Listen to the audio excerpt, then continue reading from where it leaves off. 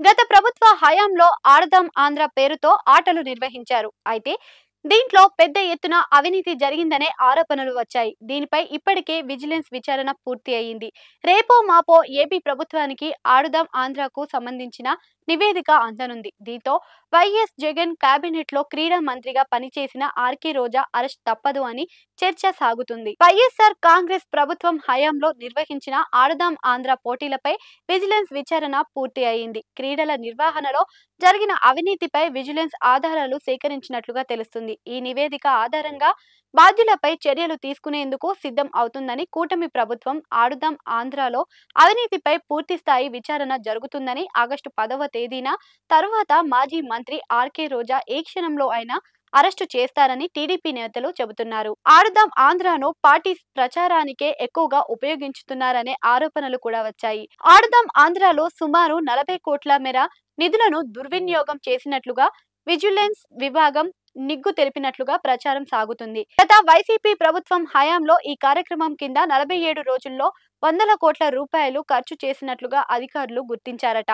2023 డిసెంబర్లో ఆడుదాం ఆంధ్ర క్రీడలపై ప్రారంభించిన అప్పటి నుంచి జగన్ సర్కార్ ఆ పథకానికి 119 కోట్ల నిధులను కేటాయించింది. అయితే దీంతో అవకతవకలు జరిగాయి. విచారణ జరపాలి అని విజిలెన్స్ విచారణ ఆదేశించింది.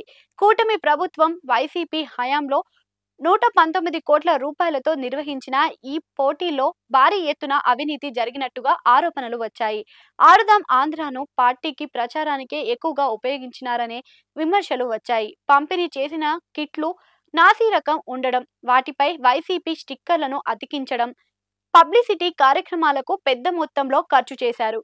ఈ వ్యవహారంలో నాటి మంత్రి ఆర్కే రోజా పాత్ర ఉందని టీడీపీ నేతలు ఆరోపించారు. ప్రభుత్వ ఆదేశాలతో విజిలెన్స్ విచారణ చేపట్టింది. ఒక ఆటలో ఆడిన కిట్స్ రెండో ఆటకి పనికిరాకుండా పోయాయని కొందరు ఆటగాళ్లు విజిలెన్స్ అధికారుల దృష్టికి తీసుకెళ్తున్నారు.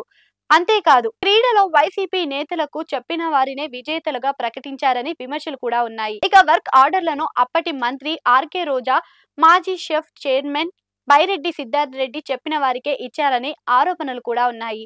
పరికరాలు కొనుగోలు ముగింపు ఉత్సవాలు అనే పేరుతో భారీగా అవకతవకలు జరిగినట్టుగా ఆరోపణలు కూడా వినిపించినప్పటికీ విజిలెన్స్ నివేదిక కీలకంగా మారింది. నివేదిక ప్రభుత్వానికి చేరగానే కేసులు పెట్టడం, కీలక వ్యాఖ్యలు అరెస్టులు తప్పవని, ముఖ్యంగా మాజీ మంత్రి ఆర్కే రోజా అరెస్టు ఖాయమని ప్రచారం సాగుతుంది.